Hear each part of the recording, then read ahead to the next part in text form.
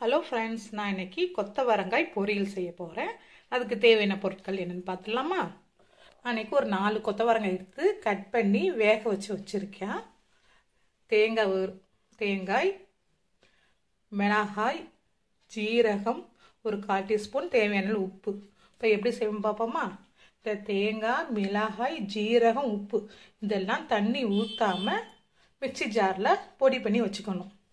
குட்டி வானிலையில் ஒரு ஸ்பூன் எண்ணெயை விட்டுட்டு கடுகு தாளிச்சுட்டு இந்த வேக வச்ச கொத்தவரங்காய் போட்டுக்கணும்.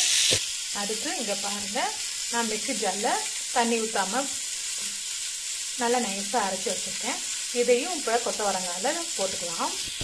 இப்போ பாருங்கள், பொடி போட்டு நல்லா கலந்து விட்டுட்டேன். முன்னாடியே நம்ம உப்பு போட்டோம். உப்பு பத்தலைனா உப்பு போட்டுக்குங்க. இப்போ சுவையான கொத்தவரங்காய் பொரியல் ரெடி ஆயிடுச்சு. இந்த சேலம் குக்கிங் டைம் சேனலை லைக் பண்ணுங்க, ஷேர் பண்ணுங்க, கமெண்ட் பண்ணுங்க, சப்ஸ்கிரைப் பண்ணுங்க. தேங்க்யூ.